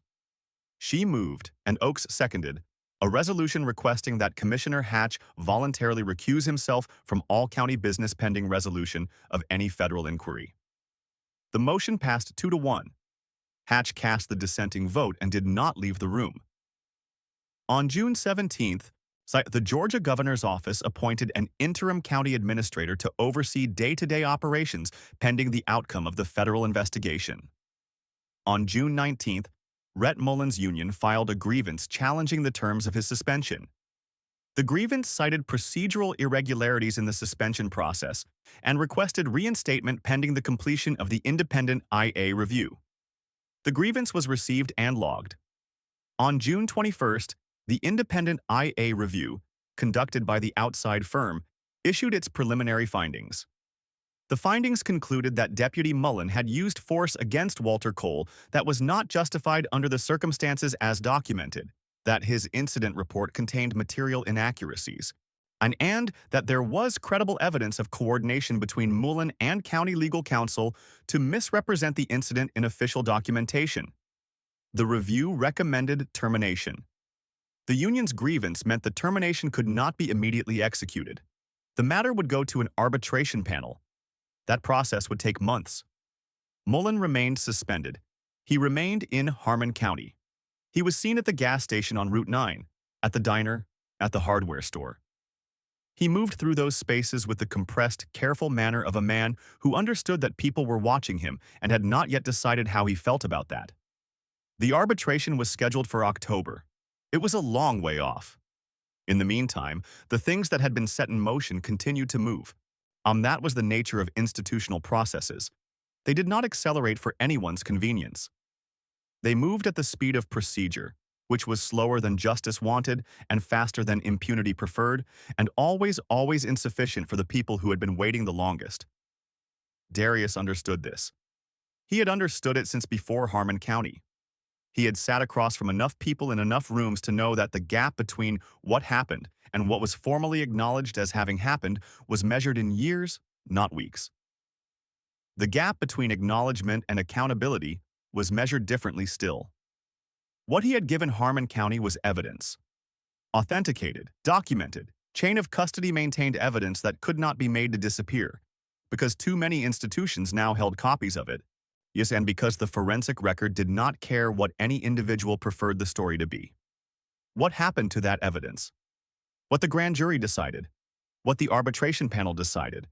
What the AG's monitor found in 5 years of records? What Derek Hatch's lawyer eventually negotiated? What Pete Sorrells ultimately decided to do when faced with the full weight of what he had put his name to? None of that was in Darius's hands. It never had been. That was the part people did not understand about the work. The work was not about having it in your hands. The work was about building something that could stand without you. In late June, Marceline Pruitt was placed on administrative leave by the interim county administrator. The stated reason was a routine staffing review. Then her attorney filed a whistleblower complaint with the Georgia Department of Labor under OCGA Section 4514, which prohibited retaliation against public employees for reporting violations of law. The complaint was logged. An investigator was assigned. The process began. Darius was not able to make that process faster. What he could do, and did, was make sure that the DOJ inquiry team knew about the administrative leave and its timing, and make sure that the connection between Pruitt's affidavit and her subsequent placement on leave was clearly documented in the federal record. He called her when he heard. "They put me on leave," she said. She sounded tired, not broken. There was a distinction, and he had learned over the years to listen for it. "I know. Your attorney filed the complaint this morning. Oh, the DOJ team has been notified." "How long does this take?" she said. "Whistleblower complaints in Georgia. The investigation has 60 days from filing. Realistically, 90 to 120 before any determination." A pause. "I have a mortgage," she said. "Are you receiving pay during leave?" "For now. That could change." "Your attorney will argue that changing it constitutes further retaliation. That strengthens the complaint." Another pause. "That's a very cold way to look at it." "Yes," he said. "It is. I'm sorry." She was quiet for a moment. Then, Is your father okay? He's good. He's walking. He's back in the garden. Good. Her voice softened fractionally. That's good. He thanked her again before they hung up. She said she didn't need thanks. She said she needed the process to work. He told her he understood, and he meant it, and they both knew it wasn't the same as a promise. In July, Walter Cole received a letter from the Harmon County Property Division. It was brief. It was signed by the interim administrator. It stated that the Administrative Compliance Review flagged for 414 Delwood Road in February 2024 was being formally withdrawn, that the property was removed from the compliance review list, and that the county apologized for any inconvenience the flagging had caused. Any inconvenience. Walter read the letter at the kitchen table. He read it twice. He set it down. He looked out the window at the side yard. Inconvenience, he said. Darius did not say anything. Broke my hip, Walter said. Inconvenience. I know, Ba. Walter picked up the letter. He looked at it for another moment. Then he folded it precisely along its original crease and set it on top of a stack of papers on the counter. The stack where he put things that mattered and that he was not done with yet. I want to keep that, he said. Okay. In case they forget. They won't forget, Darius said. It's in the federal record. I want to keep it anyway. Okay. Walter nodded once. Then he got up and went back out to the garden. Summer moved through Harmon County the way summer always had, thick and slow and indifferent to the proceedings of men. The pecan trees filled out. The tomatoes that Walter had planted in March came up in July, and he picked them carefully, one by one, and brought them inside and set them on the windowsill to finish ripening. Darius spent 2 weeks in Atlanta in July, back at the field office, briefings, or the ordinary work of a career that had continued while Harmon County had consumed a portion of his attention for 4 months. Teresa Halpin sat across from him in her office on his first day back and did not ask him to explain what had happened, because she had read the filings as they came in, and she had known Darius long enough to understand that the only thing worse than asking him to explain himself was implying he needed to. The Harmon County material, she said. You submitted it in your personal capacity. Correct. The evidence is clean. Yes. The grand jury target letter. You didn't know that was going to happen when you started this. I knew something was going to happen, Darius said. I didn't know what shape. She looked at him. You went down there to visit your father. I did. And came back with a federal corruption case. I came back with documented evidence of a federal corruption case, he said. The case belongs to the DOJ. She considered this. Then, how's your father? Walking, Darius said. Getting stronger. Good. She made a note on her pad, something entirely unrelated to anything they'd just discussed. Take 2 more weeks when you need them. The field office will survive. He drove back to Harmon County on a Friday evening in late July. The light was long and gold on the county road. He turned onto Delwood and pulled into the driveway and sat in the truck for a moment before getting out. The front steps had a new railing. He hadn't asked about this. He had not suggested it. He did not know when it had been installed, or it was simple black iron, fitted into the brick on both sides, running the full height of the 3 steps to the porch. He got out. He walked up to it. He put his hand on it. It was solid. It had been put in by someone who knew what they were doing. He went inside. His father was in the kitchen making dinner. He did not look up when Darius came in. When did you put in the railing? Darius said. Last week. Darnell's nephew does ironwork. It's good work. I know. I paid him. Darius put his bag down. He stood in the kitchen doorway. Bah, he said. Don't, Walter said. He was stirring something on the stove. Don't do the voice. What voice? The voice you do when you're about to say something that should just be felt. Darius was quiet. Sit down, Walter said. Dinner's almost ready. He sat down. Well, Walter brought 2 plates and sat across from him. They ate without talking for a while. The kitchen was quiet. Outside, the last of the evening light was going out of the sky. You going back to Atlanta? Walter said. Back and forth, for a while? The case. The cases. There's more than one now.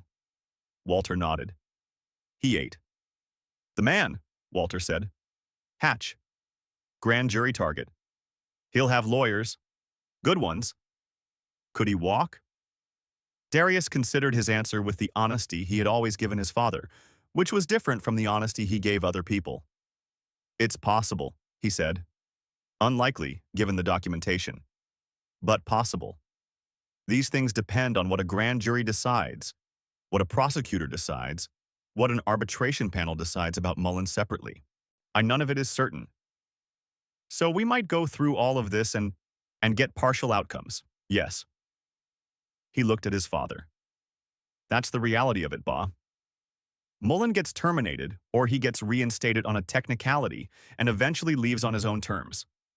Hatch gets indicted, or the grand jury declines, and he resigns quietly with his land holdings intact. Goss gets investigated for the email, or she doesn't. Sorrells takes a plea, or the false swearing charge gets reduced or dismissed. And the people who sold their homes, Walter said, because of those notices, they already sold. Yes, they don't get their houses back. No, there may be civil remedies. The DOJ can seek equitable relief in some circumstances. But the properties, no. He set down his fork. That's the part I can't fix. The evidence is documented, or the record is built. The process is moving. But the families who sold, what happened to them already happened. Walter looked at his plate. He was quiet for a long time. I know, he said finally. I know that. I've been alive long enough to know that. He picked his fork back up. I just needed to say it. I know. They finished dinner. Walter washed the dishes and Darius dried them, the same way they had done it when Darius was 12 years old, the same way that some things stay in the muscle even when everything else changes. The investigation moved through August and into September. Broom called with updates when there were updates. The grand jury met on a schedule that was not shared publicly. The independent IA arbitration over Mullan's suspension was scheduled to begin October 14th, yet then rescheduled to November 3rd due to a scheduling conflict with the arbitration panel. Marcy Pruitt's whistleblower complaint moved through the Georgia Department of Labor process. The investigator assigned was, by the assessment of Pruitt's attorney, thorough and unhurried, which was a description that applied equally to competence and indifference. And they were not yet sure which. Sorrells' false swearing case had its first pretrial conference in September. His attorney moved to dismiss on grounds that the witness statement had been solicited by the internal affairs process and therefore fell under qualified privilege. The motion was denied. The DA's office announced that it would proceed to trial unless a plea was offered and accepted. No plea had been offered. In September, the Atlanta Journal-Constitution published a 3-part investigation into Harmon Land Partners, LLC, and its relationship to the County Compliance Notice Program. The first part ran on a Tuesday. By Thursday, 3 additional property owners who had received compliance notices and who had not sold came forward to the reporter with their original notices. 2 of them had been told verbally, when they inquired, that failure to comply could result in the county seeking a court order allowing forced inspection. That was not true. There was no such provision in Georgia law for the class of administrative review described in the notices. The reporter called Darius for comment. He said he was not in a position to comment on an active federal investigation. She asked if he had any general thoughts on the use of administrative notices as a pressure mechanism against property owners. He said, "The law is clear about what authority a county has to compel property access. Anything beyond that authority requires a court order. People should know they can ask for the legal basis of any demand made of them, in writing, and require a written response." She quoted him as a former visitor to Harmon County who has familiarity with the matter. He was fine with that. On October 2nd, the grand jury returned an indictment against Dalton Hatch and Derek Hatch. The charges against Dalton included 2 counts of wire fraud under 18 U.S.C. Section 1343, 1 count of honest services fraud under 18 U.S.C. Sections 1346 and 1341, and 1 count of federal program fraud under 18 U.S.C. Section 666. Derek Hatch was charged with 1 count of wire fraud and Separately, one count of computer fraud under 18 U.S.C. Section 1030, the Federal Computer Fraud Statute, in connection with the unauthorized access to the county server terminal on March 11th and the deletion of the body cam footage. Both men were arraigned in the Federal District Court for the Southern District of Georgia on October 7th. Both pled not guilty. Both were released on secured bonds. Rhett Mullan was not indicted. The federal investigation had determined that Mullan had acted under direction, that he had been told to go to 414 Delwood Road that afternoon and had been told what to do when he got there, and had been told, afterward, how to document it. But that the evidence of his own criminal intent, as distinct from his conduct under color of law, did not rise to the federal criminal threshold the prosecutors required for a viable case. The state-level civil rights violation under Georgia law remained possible. That determination was still pending with the AG's office. The independent IA arbitration, when it reconvened on November 3rd, would consider the now significantly expanded factual record. The union was no longer arguing that Mullan had acted appropriately. They were arguing that the extent of his involvement had been mischaracterized and that any discipline should account for his role as a directed participant rather than an independent actor. That was a different argument. Whether it was a successful one was still to be determined. Darius read the indictment when it was released. He sat at the kitchen table and read it carefully, all 23 pages of it. It was precise and thorough, and cited the forensic evidence correctly and acknowledged Rachel Tong's chain of custody documentation in a footnote. He set it down. He looked out the window. He did not feel what people imagine you feel when something you have worked for comes to fruition.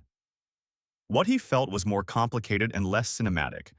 A kind of careful, qualified satisfaction, the way you feel when a building is done and the scaffolding comes down and you can see that the structure is sound, but you also know that the building will need maintenance and the people who live in it will not necessarily know what it cost to put up. He called Rachel Tong. He thanked her for her work. She said it was thorough documentation that made the case, not drama, and he said he agreed. She said she hoped his father was well. He said he was. She said good and hung up. He called Broom. Broom said the process was moving. Darius said he knew. Broom said, and this was not something Broom said often, that the documentation Darius had built had made a genuinely difficult investigation substantially more viable than it would otherwise have been. Darius said he had done what any citizen would do. Broom said, no, most citizens don't know how. Darius said, I know, that's the problem. In November, Walter Cole testified at the independent arbitration hearing regarding Rhett Mullan's suspension. He testified for 41 minutes.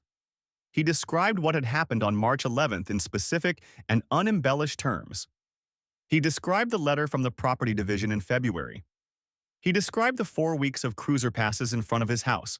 He described the night his son had come home late from the CVS and had said nothing about it but had had dried gravel on his right sneaker the next morning, in a way that suggested he had spent time on a roadside shoulder. The arbitration panel listened. They asked clarifying questions.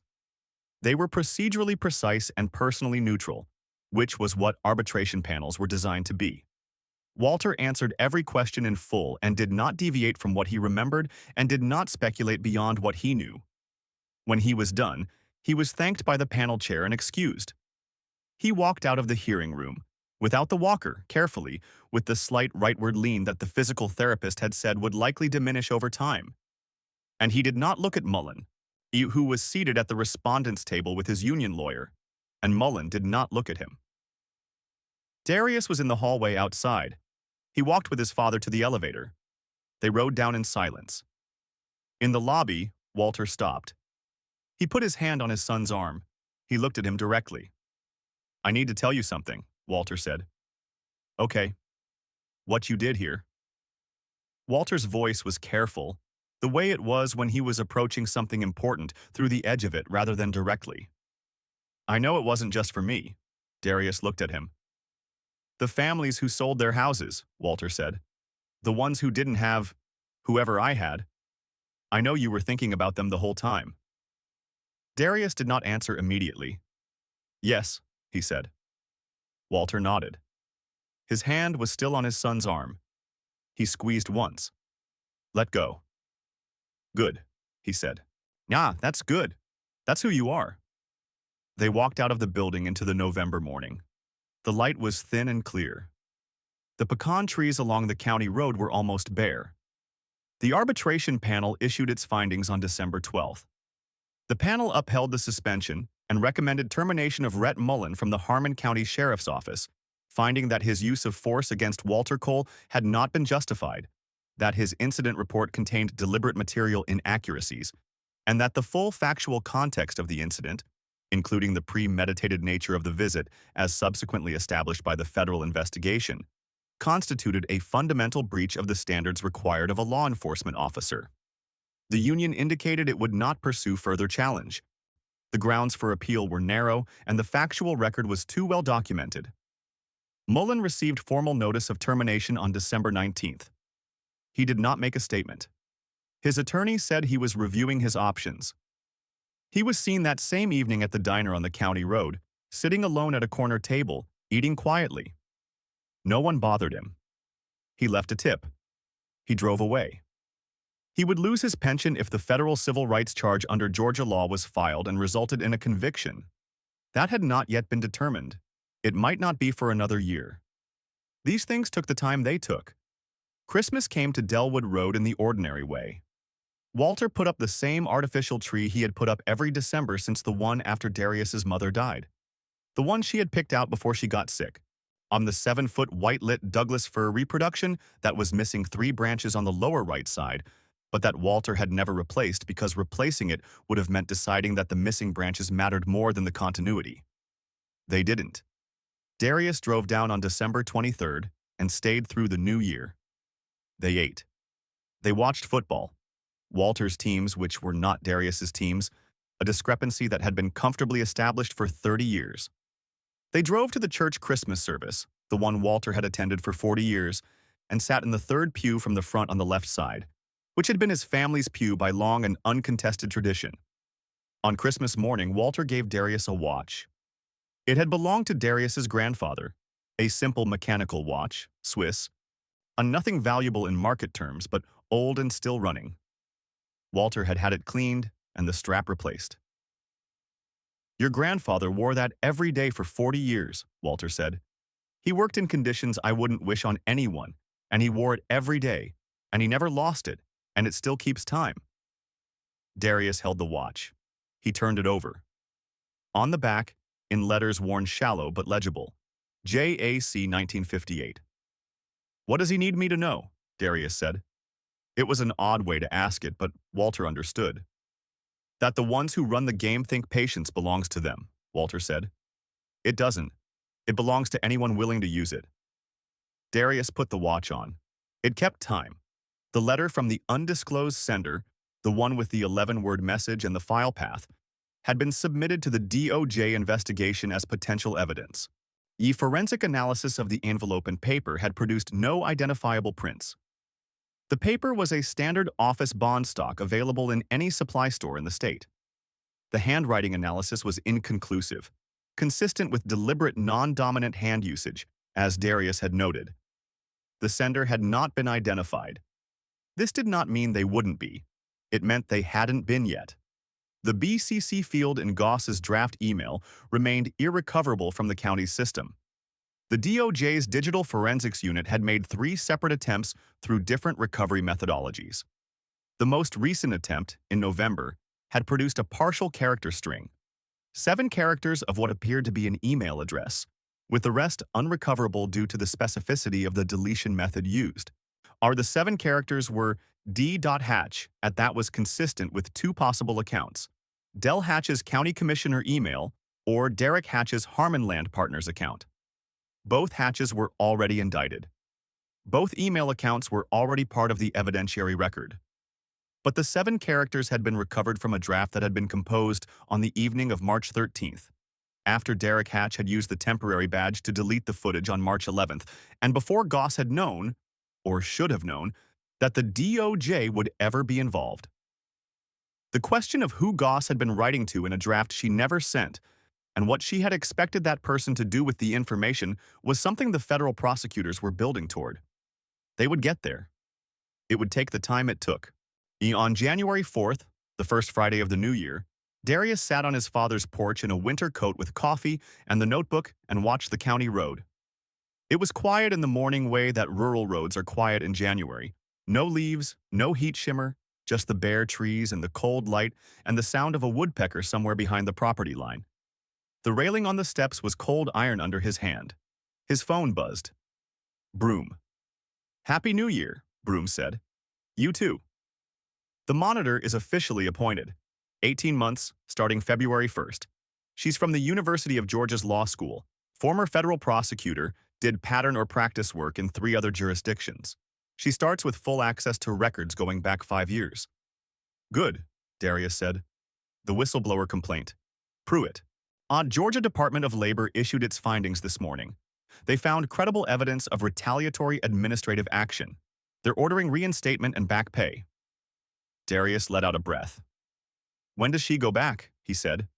2 weeks, pending the interim administrator's compliance. He's indicated he won't contest. "Okay. One more thing," Broom said. Derek Hatch. His attorney reached out to the prosecution team yesterday, opening discussions about a cooperation agreement. Darius was quiet for a moment. "What would he be cooperating toward?" he said. "Toward his father," Broom said. "And toward one other individual not yet named in the indictment. Someone else." The preliminary discussion suggested someone in the county with knowledge of the compliance notice programs designed from the beginning. Not Hatch, not Goss, or not Mullan, someone earlier in the chain. Darius looked out at the road. "Someone who was there before the LLC was formed," he said. "That's what it sounds like," Broom said. "We don't have a name yet. Derek's attorney is going to want substantial benefit in exchange. Those negotiations will take months. But it's moving," Darius said. "It's moving." They said goodbye.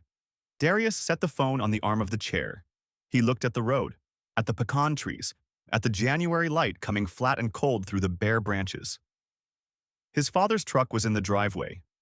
Inside, he could hear the sound of the kitchen, the specific morning sounds of Walter Cole moving through his own house, cabinet doors, the particular knock of that one burner on the gas range that had always needed to be lit twice.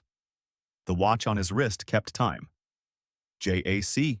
R 1958. He thought about the families on those 4 streets. The ones who had sold. The ones who still had their houses. The ones who had received notices and thrown them away, and the ones who had been frightened, and the ones who had been angry, and the ones who hadn't known they were allowed to say no. He thought about the file that was building in the Southern District. 23 pages of indictment that would become hundreds of pages of pretrial motions and discovery disputes and depositions and continuances and all the machinery of a system that moved with the indifference of geology, but moved nonetheless. He thought about Marcy Pruitt going back to her desk in 2 weeks, about the monitor starting in 4 weeks, about Derek Hatch's attorney on the phone with the prosecutors, on calculating what his client's silence was worth and what his cooperation might cost. He thought about a 4-letter abbreviation in a visitor log. TEMP, the name that led somewhere no one had reached yet. He opened the notebook. At the top of a fresh page, he wrote the date. Below it, 1 line. "The route is still there." He held the pen above the page for a moment. Then he wrote 1 more line below it. "Keep going." He closed the notebook. He picked up his coffee. He watched the road. Down at the end of Delwood, where it curved around toward the county route, a car turned onto the street and came slowly toward the house. He watched it without moving. It passed the property line, passed the house, continued on. Just a car. He looked at his watch. 7:14 a.m. He got up, opened the front door, and went inside. The indictment of Dalton Hatch and Derek Hatch remained active in the federal district court for the Southern District of Georgia, with trial scheduled for no earlier than 14 months from the date of arraignment. The cooperation discussions between Derek Hatch's attorney and the prosecution were ongoing, with no agreement reached. The name of the 4th individual, the one not yet named in any filing, the one whose connection to the compliance notice program predated the LLC by an indeterminate period, had not been disclosed in any public record. Marceline Pruitt returned to her position in the county records office on January 21st. She said nothing to the press. She parked her car in the same spot she had always parked it. She went to her desk. She did her work. Rhett Mullan's termination stood. His pension status remained under review pending the state civil rights determination. He was, as of January, living in Harmon County. The 11-word letter and its file path remained in the federal evidentiary record, its author unidentified. And somewhere in the county's administrative history, in a record that predated Goss, predated the LLC, predated the compliance notice program, there was a name. The name of whoever had designed the mechanism before anyone else had thought to use it. Nobody had found it yet. But the record was open, and Darius Cole had never once closed a notebook before it was full.